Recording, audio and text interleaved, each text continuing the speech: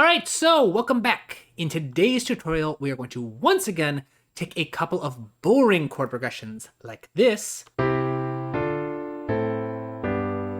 we're going to give them a bright new personality by adding an awesome chord shape known as the dominant seventh.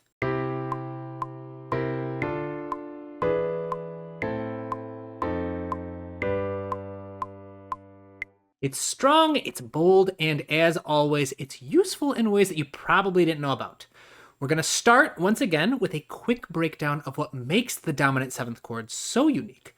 And then we're going to reharmonize two chord progressions, one major and one minor, just to see how this simple but powerful chord can add tension, weight, and momentum to your music. So, without further ado, let's get started, shall we? So first, let's get better acquainted with our new friend, the dominant seventh chord. So the dominant seventh is actually pretty simple. It's just a major chord with an added minor seventh on top. So an added minor seventh between the root and the seventh scale degree. Or if you prefer, you could also think of it as a major triad with just another minor third slapped on top. Either way is fine, doesn't really matter, but as long as you know how to make the chord shape, you're pretty good. Now, you probably recognize this sound from the powerful cadences it can be used to create at the end of a chord progression.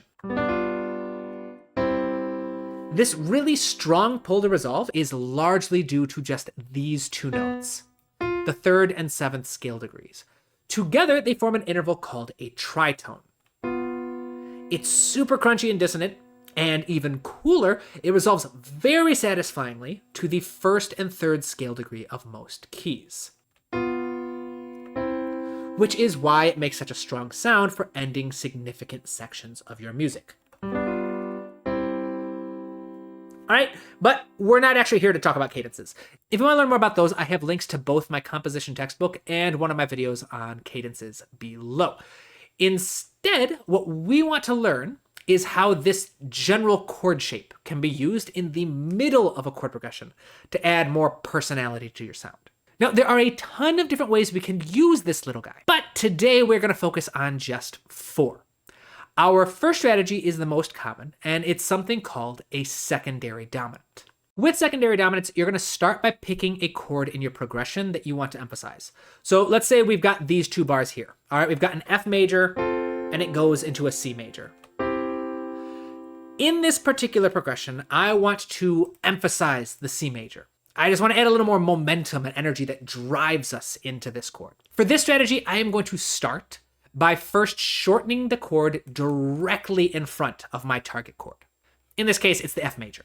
Then I am going to build a dominant seventh chord on the note a perfect fifth above the root of my target chord. The root is the note that your chord is named after. So C major is named after C natural. The note a perfect fifth above C natural is G natural. So I'm going to build a major chord on top of G, and then I'm going to add that little minor third on top, and suddenly I have my dominant seventh chord. Do a little voice leading, and boom, just like that, we have a secondary dominant chord.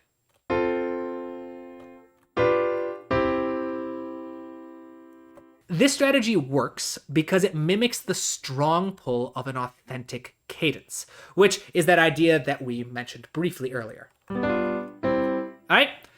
Now, strategy number 2 is an alternative to our secondary dominant. It's the same basic strategy, but this time we build our dominant chord on the note a half step below the target chord. So, same target chord as last time, same basic strategy. I'm going to take the chord immediately before it. I'm going to shorten it. I could make it even shorter if I wanted to. I just typically like to do by one beat, personally. I just like the sound it makes.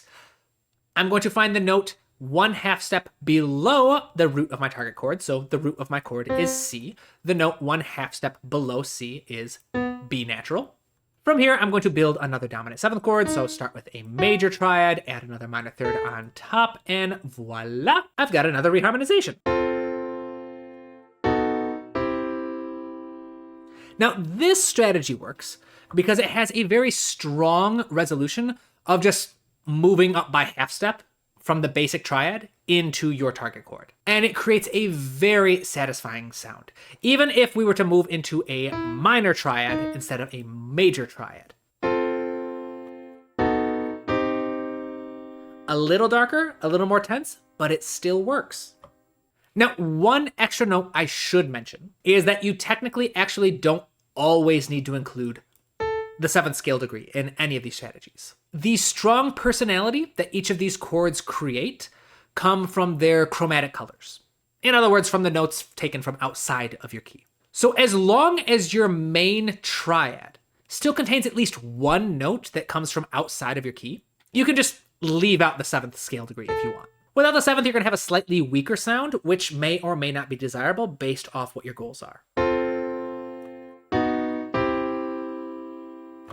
So strategy number 3 is once again very similar to the first two. This time, find your target chord, shorten the chord directly in front of it, and then build your dominant 7th, but this time a whole step below the root of your target chord. So the root of C major, once again, is C. A whole step below that is going to be B flat. Our dominant chord from there is going to be B flat, dominant 7. And here we have another reharmonized couple of bars. Now, this strategy works because it mimics the sound of something called a deceptive cadence. And it does tend to be a little weaker than the other strategies we're going to cover today. So I typically recommend experimenting with longer note values so you can spend a little extra time on the dominant chord itself when possible.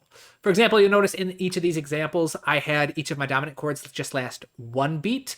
But in this particular sample, I did stretch it out a little bit so that it shared half the bar with the F major chord. Finally, strategy number 4 is again very similar to all the others, but this time when we shorten our previous chord, we are going to build a dominant 7th chord a half step above the root of our target chord. The root of C major is C natural, a half step above is C sharp or D flat. We build a dominant 7th chord from here, which gives us something called a substitute dominant chord. Not to be confused with the term subdominant. Even though, yes, it is very confusing that we have two terms that mean completely different things, yet sound super similar. Unfortunately, this is just a pretty common issue in music theory. But you see, a substitute dominant has a very special name because it can be used to substitute in for a secondary dominant, because they share the same two notes in their tritone. In our first example, you'll remember that a secondary dominant is built a perfect fifth above the root of our target chord. And in this example, G dominant 7 to C major has a tritone between B and F. Now, if we go over here, our substitute dominant, which can substitute for this chord, is built only a half step above the root of our target chord. And the tritone is the inverse between F and B. Because they share the same two notes in the tritone, but all the other notes are completely different, they can be substituted with each other to create a very similar pull with very different personalities. If you'd like to learn more, check out the link in the corner of your screen now for another video, or check out my textbook on composing. Either way, now that we have our strategies, let's see what kind of impact they can have on a couple of simple chord progressions, shall we? So, first up, as usual, we have a chord progression in the key of C major. Let's give it a listen.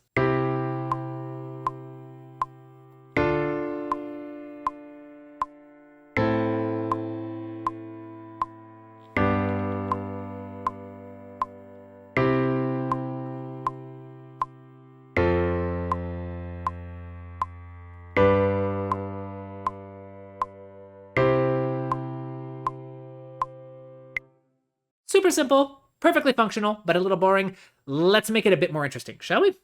First, let's try emphasizing this D minor chord right here in bar number 2, just because we want to make sure we have a chord in front of it. So we'll shorten this C major just a little bit. We'll pick one of the 4 strategies.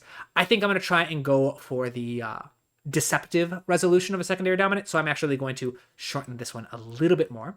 I'm going to pick the note a whole step below the root of our target chord. The root of D minor is D natural, so a whole step lower than that is C. I'm going to build my dominant shaped chord on top, making sure to include the 7th because it's the only chromatic tone here. And voila! Just like that, I have reharmonized my first 2 bars. Next, for the sake of symmetry, let's try leading into the G major in bar 4. That way we kind of have a pattern of 2 chords, 1 chord, 2 chords, 1 chord. So once again, I'm going to shorten the chord right in front of my target chord. This time it's an A minor. This time I'm just going to use a good old-fashioned secondary dominant, all right?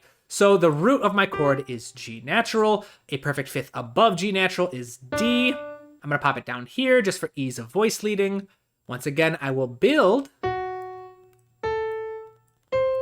my secondary dominant chord, and boom, just like that, our first 4 bars have all been reharmonized.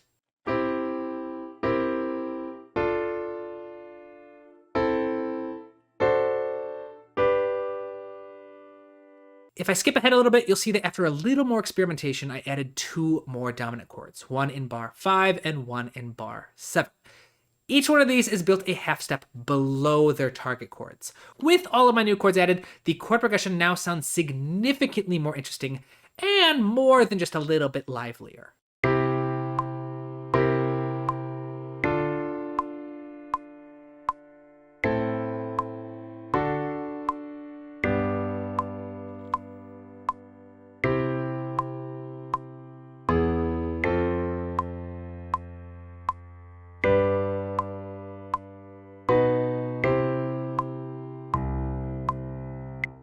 The same kind of impact works just as well in a minor key. Here, let's listen to a simple yet functioning chord progression in the key of A minor, before hearing what it sounds like with a few dominant chords thrown in. During the replay, I'll highlight the added chords so that they're easier to notice.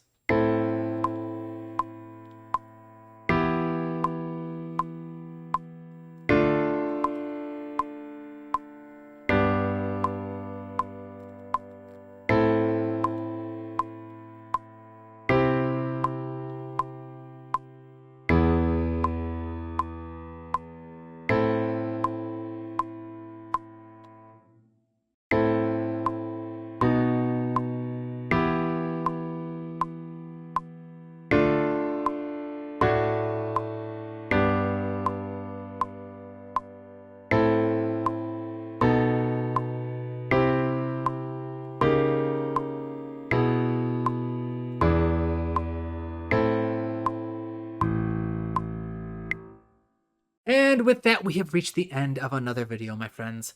I hope you found it helpful. If you're looking for more in-depth guidance, make sure you check out my textbook, The Musical Storyteller, a 400+ page deep dive into everything from crafting compelling chord progressions and memorable melodies to orchestrating and arranging for modern ensembles and virtual instruments. You can grab a digital copy on my website or a physical copy on Amazon. All the links are in the description below. A huge thank you to my amazing patrons and channel members. Your support is what makes videos like this one possible, and I appreciate each of you more than you know. If you're not a patron or channel member, please consider joining so I can keep putting out more useful content like this. Don't forget to like and subscribe to the channel, and until next time, my friends, keep studying, keep working hard, and keep writing new music. I will see you in the next video.